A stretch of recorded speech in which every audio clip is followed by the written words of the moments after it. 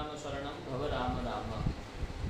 भगवान श्री रामचंद्र जी की कृपा से वाल्मीकि रामायण का जो यह अनुष्ठान है यह संपन्नता को प्राप्त हो गया है। युद्धकांड के अंतिम सर्ग के पाठ के साथ में अनुष्ठान पूरा हो गया है। अभी आपको अंतिम 2 श्लोकों का अर्थ बता देते हैं। उसके अंदर इस पाठ को श्रवण करने से क्या फल मिलता है वो चीज़ बताई गई है। वाल्मीकि रामायण यह वेद के बराबर है।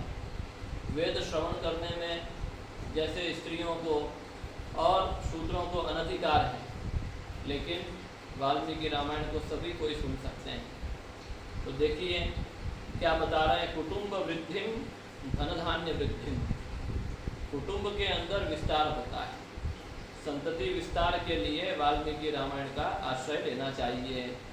और धन धान्य वृद्धिम, यदि कोई विपन्नता से दुखी है तो वो भी यदि वाल्मीकि रामायण का आश्रय लेगा, इसका श्रवण करेगा, इसका अनुष्ठान करेगा, करवाएगा, तो उसके घर के अंदर विपन्नता चली जाएगी और धन धान्य की वृद्धि हो जाएगी। स्त्रियश्च मुख्याः सुखमुत्तमं च। और स्त्रियों को क्या लाभ मिलेगा? तो मुख्य रूप से स्त्रियों को अच्छा सुख मिलेगा। श्रुत्वा शुभम काव्यमिदं महार्थम प्राप्नोति सर्वां भुविचार्थ सिद्धिम। इस महाकाव्य को, रामायण काव्य को जो कोई भी सुनेगा उसको इस पृथ्वी के ऊपर सभी प्रकार के अर्थों की सिद्धि हो जाएगी। पुरुषार्थ चतुष्टय जो हमारे यहाँ पर आया है, धर्म अर्थ काम और मोक्ष, चारों पुरुषार्थ रामायण सुनने से प्राप्त हो जाते हैं। और आगे बता रहे हैं आयुष्यम आरोग्यकरम यशस्यम। आयु को बढ़ाने वाला और निरोगता को देने वाला, आरोग्यता को देने वाला और यश को बढ़ाने वाला सौभ्रातृकम बुद्धिकरम शुभम च। अच्छी बुद्धि देने वाला, शुभ को प्रदान करने वाला, सौभ्रातृकम कहते हैं भाइयों के अंदर आपस में प्रेम को बढ़ाने वाला। जब वाल्मीकि रामायण को कोई पढ़ेगा, सुनेगा, तो वहाँ पर उसको भगवान राम जी और उनके भाई भरत जी के बीच में जो संवाद हुआ है उसका ज्ञान होगा, तो क्यों नहीं उन भाइयों में प्रेम हो जाएगा। सौभ्रातृकम बुद्धिकरम शुभम च श्रोतव्यमेतत् नियमेन सद्भिः। सद्भिः एतत् काव्यम नियमेन श्रोतव्यम। अच्छे लोगों के द्वारा यह जो रामायण काव्य है यह नित्य श्रवण करने योग्य है। आख्यानम ओजस्करम रिद्धि कामयी। जिनको समृद्धि की इच्छा है, जिनको समृद्धि की कामना है, उनको यह ओजस्करम, तेज को बढ़ाने वाला आख्यान नित्य प्रति श्रवण करना चाहिए। इस बात को बताने के बाद में, पाठ के बाद में नित्य प्रति, जो पाठ विश्राम के बाद में हम कुछ श्लोकों का पाठ करने का नियम है, उन श्लोकों का पाठ श्रवण कीजिए और इस अनुष्ठान को हम संपन्न करते हैं। इन श्लोकों के पाठ के साथ में ही ये वीडियो पूरा हो जाएगा। ओम स्वस्ति प्रजाभ्यः परिपालयन्तां न्याय्येन मार्गेण महिषाः गोब्राह्मणेभ्यः शुभमस्तु नित्यं लोकाः समस्ताः सुखिनो भवन्तु। काले वर्षतु पर्जन्यः पृथिवी सस्यशालिनी देशोऽयं शोभरहितो ब्राह्मणाः सन्तु निर्भयाः अपुत्राः पुत्रिणः सन्तु पुत्रिणः सन्तु पौत्रिणः अधनाः सधनाः सन्तु जीवन्तु शरदां शतं। चरितं रघुनाथस्य शतकोटिप्रविस्तरम् एकैकमक्षरं प्रोक्तं महापातकनाशनं शृण्वन् रामायणं भक्त्या यः पादं पादमेव त्वा। स्थानं ब्रह्मणा पूज्यते सदा रामाय रामभद्राय रामचन्द्राय वेधसे रघुनाथाय नाथाय सीतायाः पतये नमः।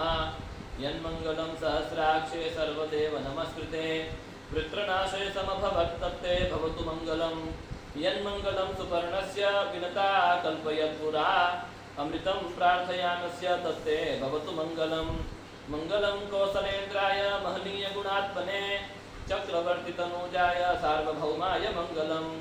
अमृतोत्पादने दैव दैत्यान् दतो वज्रधरस्य यत् अदितिर्मङ्गलं प्रादात् तत्ते भवतु मङ्गलम् त्रीन् विक्रमान् प्रक्रमतो विष्णोरमिततेजसः यदासीन् मङ्गलं राम तत्ते भवतु मङ्गलम् ऋषयस्सागराद्वीपा वेदालोकादिशश्च ते मङ्गलानि महाबाहो दिशन्तु तव सर्वदा कायेन वाचा मनसेन्द्रियैर्वा बुद्ध्यात्मना वा प्रकृतिस्वभावात् करोमि यद्यत् सकलं परस्मै नारायणायेति समर्पयेत्। देखिए इसके अंदर उन श्लोकों का पाठ किया गया है जिसमें भगवान राम के लिए मंगलानुशासन हुआ है कि जो जो मंगल उनको हुआ है वो मंगल है भगवान राम आपको हो गए। तो ये एक सिद्धांत है, भगवान राम का तो स्मरण करने से ही सबका मंगल हो जाता है, तो हम क्या उनका मंगल करेंगे। लेकिन सिद्धांत यह है कि जैसे जो चीज़ आप भगवान को समर्पित करते हैं तो वो आपको अनंत गुना होकर के वापस मिलती है। यद्यत् प्रियतमं लोके यच्चाति प्रियमात्मनः तत्तन् निवेदयेन् मह्यं तदानन्त्याय कल्पते, ये भागवत का श्लोक है।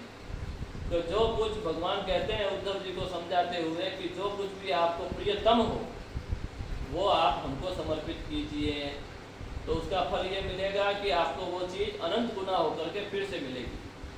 आप कहेंगे भाई ऐसा कैसे होता है, तो देखिए पृथ्वी माता को आप कितना बीज देते हैं और वापस वो कितना बीज देती है।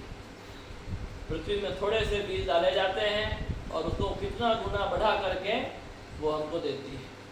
हमारे यहाँ राजस्थान के अंदर कहते हैं कोई छोटा बच्चा कोई चीज़ उठा करके देता है वस्तु अपने पिता को दादाजी को या ऐसे ऊपर उठा करके, तो बड़े लोग जो होते हैं वो उस वस्तु को ऐसे ऊपर से ऐसे लेंगे और फिर इतना ऊंचा हाथ करके कहते हैं कि इतने तुम बड़े हो जाओ।